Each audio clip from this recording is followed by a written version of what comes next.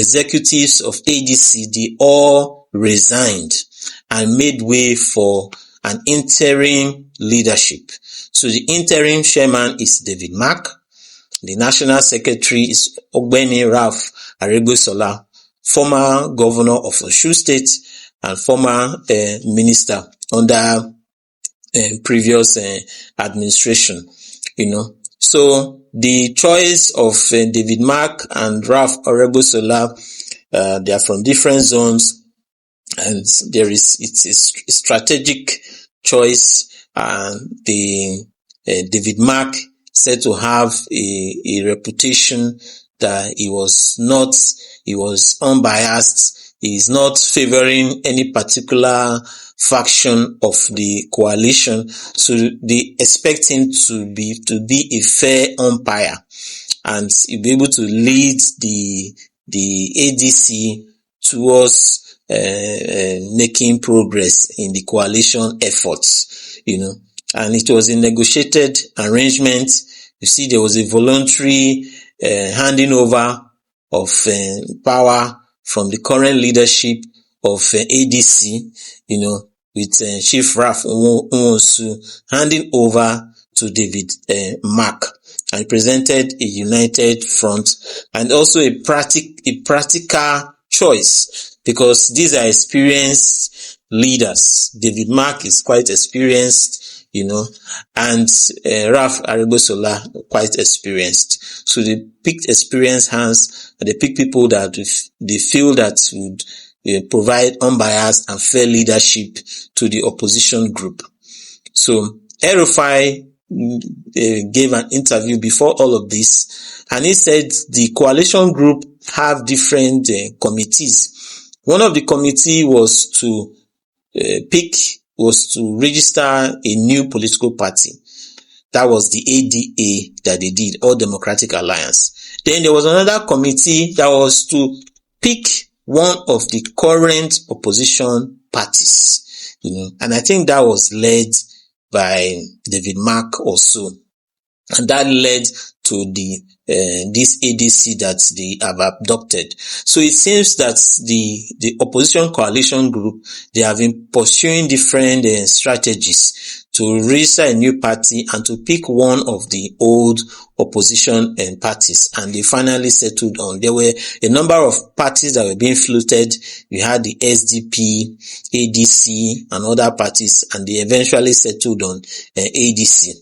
It's interesting to know one of the spokesperson for the coalition group said that they've been having meetings for over 18 months, which is quite a long time, and they've kept it under wraps. It's kind of been secret, So it's interesting to note that the opposition group have been working hard,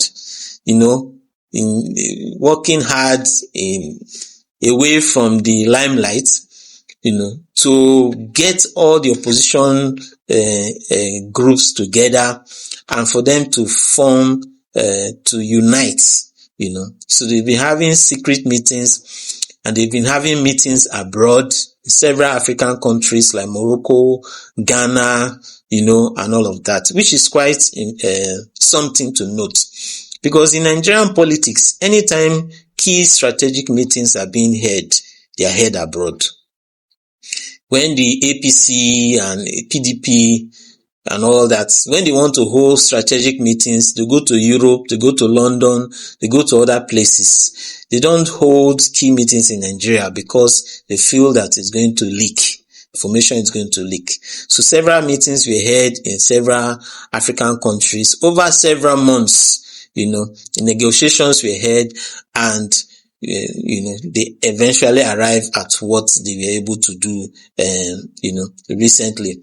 And they succeeded in bringing all the opposition interests together. They brought Peter Obi from the Labour Party, Atiku Abubakar from PDP, Rotimi Amaechi from the ruling APC, El-Rufai, who left APC to SDP, and other groups together.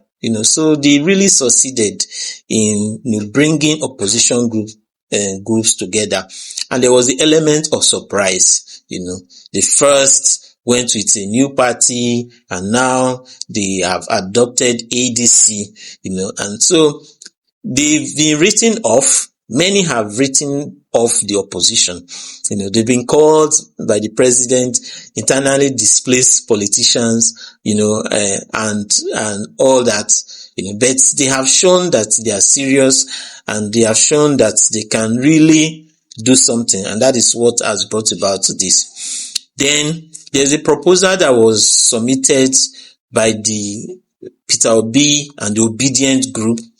Peter Obi said that he can do 1 term as president, because it's important to note that power has returned. Buhari was in power for 8 years. Power returned to the south.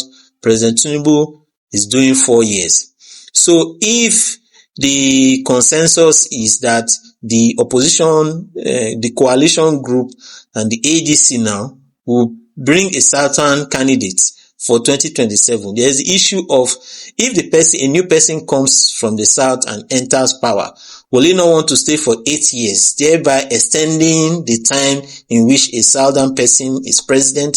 So Peter Obi has said that he can do 1 term of 4 years, and that is very crucial. And that proposal has been submitted to the coalition group. So now the ADC now, under the leadership of the Mark and all that, is one thing that they are going to consider. So, and it's important that there be a consensus, because it's only by consensus that this coalition and this ADC can really succeed. Because now you have different interests, who are interested in being president. You have Atiku Abubakar, he wants to be president. Rotimi Amishi wants to be president. Peter Obi wants to be president.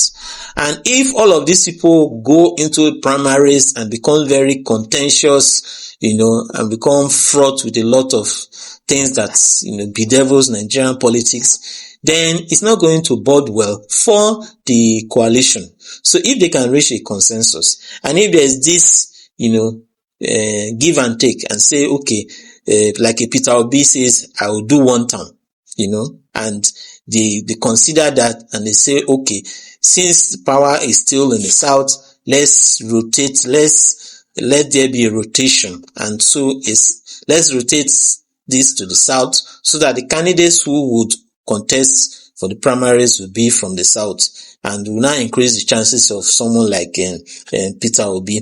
And interestingly, it's not just, this one now is now internal party politics within the ADC, which is the new party the opposition have adopted.